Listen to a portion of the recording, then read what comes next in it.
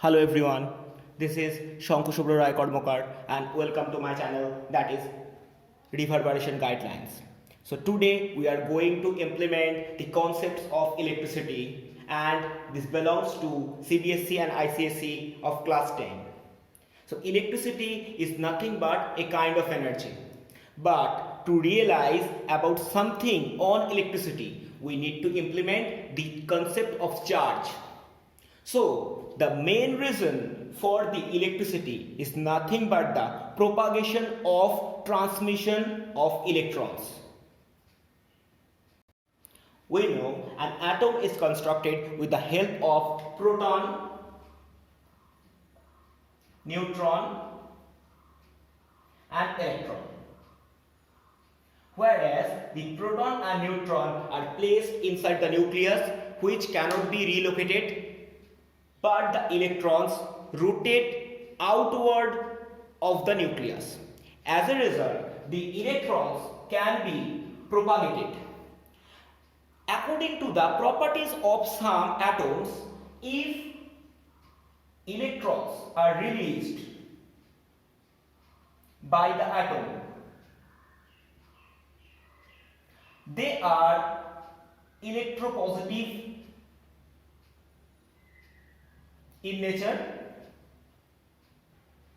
and if they gain some amount of electron,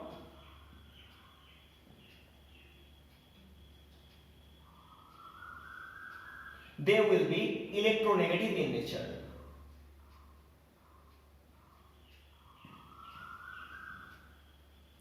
And if an atom releases 1, 2 or 3 electrons, they will be cation. If they gains the electron, they will be anions.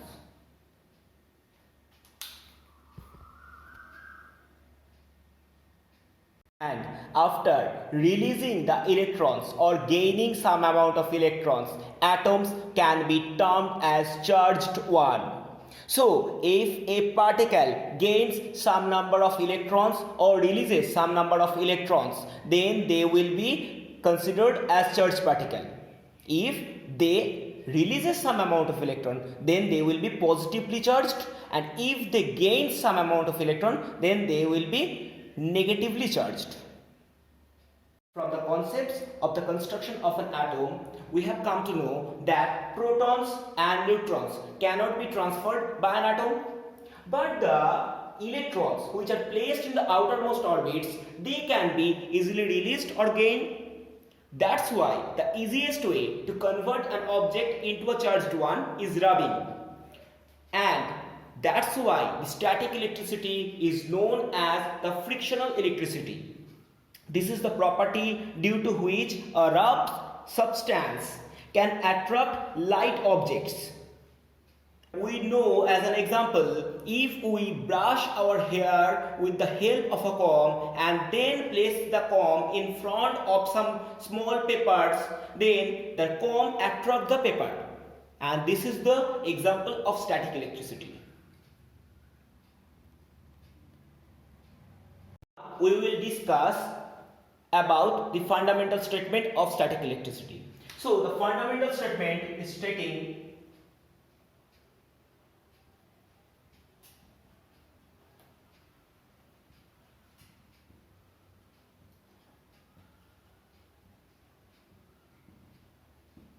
that the positive charge will always repel the positive one and the negative charge will always repel the negative one. But the opposite type of charges will genuinely attract each other. That means same type of charges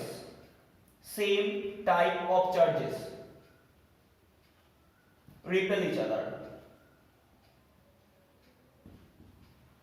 But the opposite type of charge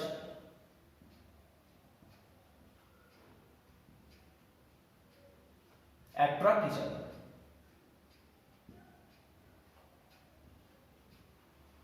So this is the fundamental statement of static electricity.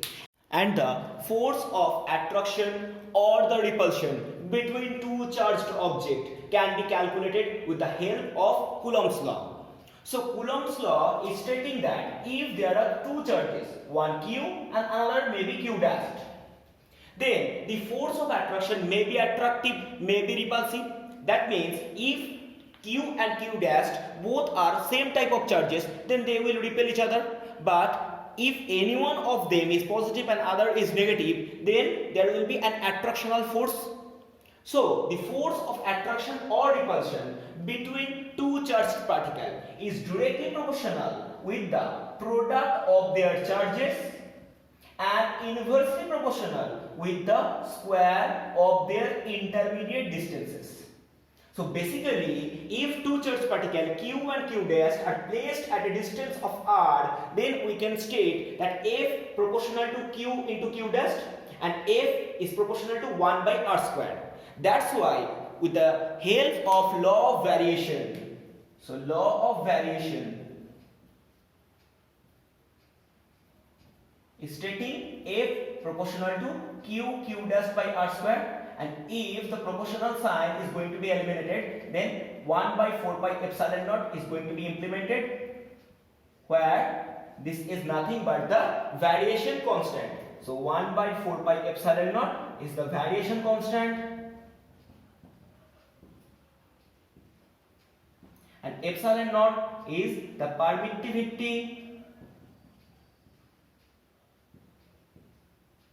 of free space.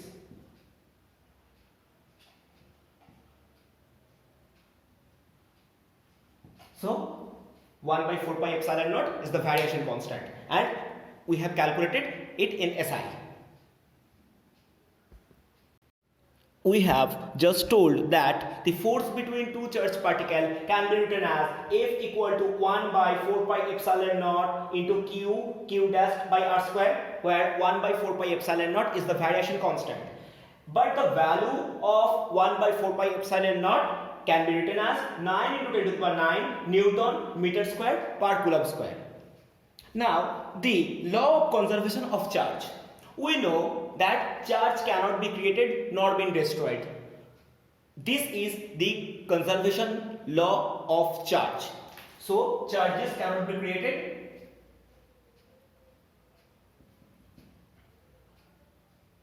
nor being destroyed.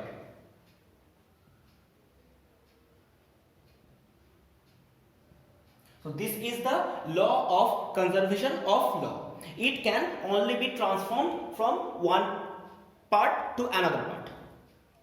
Now, if we want to know about the unit of charge, then the CGS unit of charge is nothing but ESU or stat coulomb, and the SI unit of charge is 1 coulomb. The smallest unit of charge that is found in our earth, that is the quanta of charge, and this is nothing but the charge of an electron. So a charge of an electron can be written as minus 1.6 into 10 to the power minus 19 coulomb, or 4.8 into 10 to the power minus 10 ESU. So this is the minimum amount of charge, and this is known as the quanta of a charge. Now we will follow some numerical problems. If a particle releases 5 into 10 to the power 20 number of electrons, what will be the charge of the particle? So example 1, the electron released, the number of electron released by it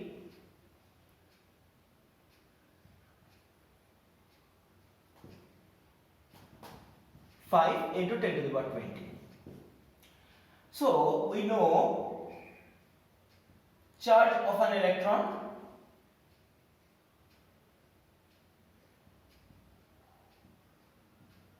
minus 1.6 into 10 to the power minus 19 coulomb. And as the particle has released the electron, so it will be genuinely converted into positive one, because we know if a particle releases some amount of electron, it will be positively charged. So the charge of the particle will be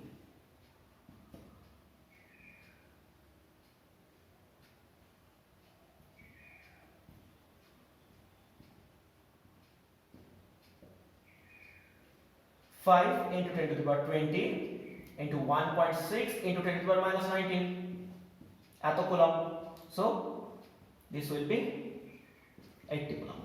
So after releasing that number of electrons, the charge of the particle will be 80 coulomb. Number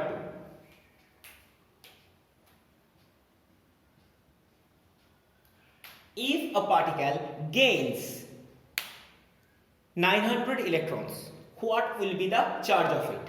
So basically here the electron was gained, that's why the charge of electron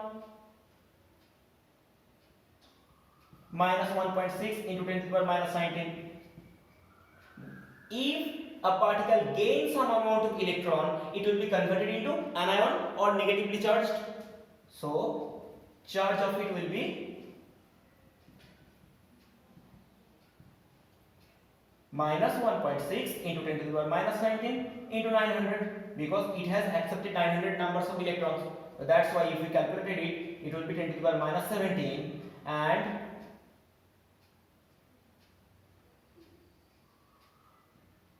14.4 into 10 to the power minus 17 coulomb, and it will be a negative one because it has accepted that number of electrons. Clear? Example number 3, and it is bit difficult. Here the charge of a particle is given as 2 coulomb. What is the number of electrons it has released? Why released? Because the charge of the particle is given as Q equal to plus 2 coulomb.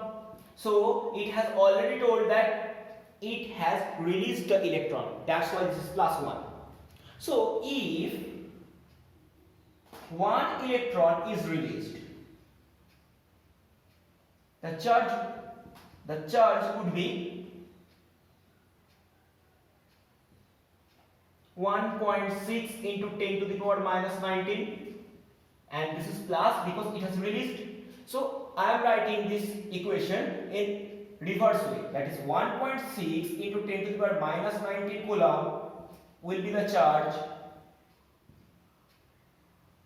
if 1e is released,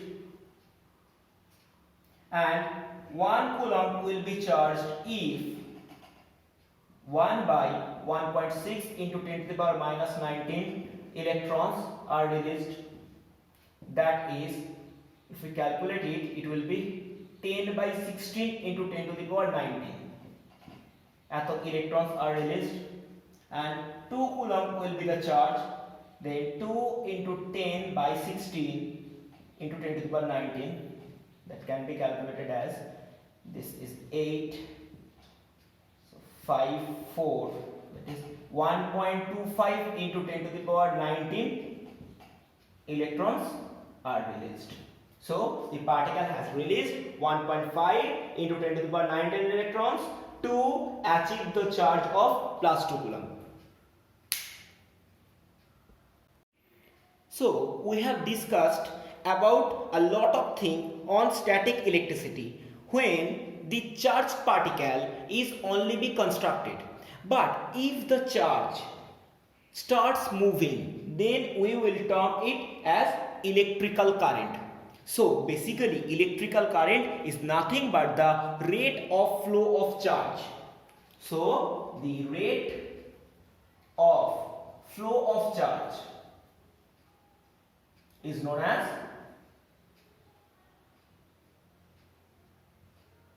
current electricity.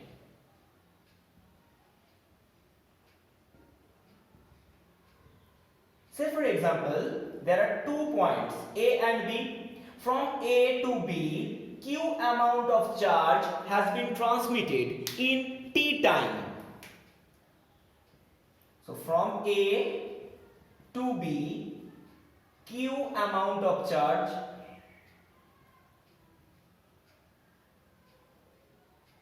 has transmitted in T time. So in unit time, we can think that at unit time, Q by T amount of charge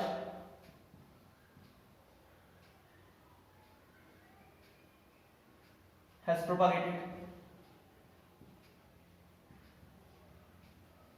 So Q by T is nothing but the current electricity that is going to be termed by I. So we can write Q equal to IT.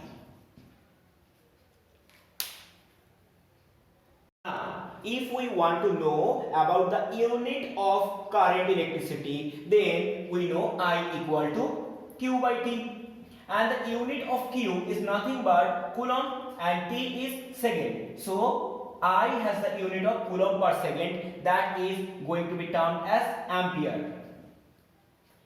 So I has the unit of ampere. Now we will solve some numerical problems. Number 1. 30 coulomb charge is propagated through a wire in 1 hour. So what is the current electricity? So basically the 30 coulomb charge has been propagated in time 1 hour, but we know we will calculate the total term in SI unit. That's why in SI unit the unit of time is second. So 1 hour is going to be written as 60 minutes, and 60 minutes is going to be written as 60 into 60 second, that is 3600 second. So the current I will be Q by T, that is nothing but 30 by 3600 atto. So this will be 1 by 120 amp. Clear? In the next example, it has been given that 5 into 10 to the power 20 electrons was propagating through a wire in 30 minutes. What is the current? So in example, there are number of electrons has been given, that is 5 into 10 to the power 20. And each of the electron has a charge of, we know, 1.6 into 10 to the power minus 19 coulomb, ignoring the sign because we just need to amount of charge. We are not interested to know the property of charge. So Q will be N into E, that is 5 into 10 to the power 20 into 1.6 into 10 to the power minus 19 coulomb. So it will be 80 coulomb. Now this amount of charge has been transmitted through a wire in 30 minutes. So time equal to 30 minutes, and we need to convert it into second. So 30 into 60 second. So the flow of current I will be Q by T, that is 80 by 30 into 60 atto. So that will be 8 by 180 ampere, that is 4 by 90, that is 2 by 45. Clear?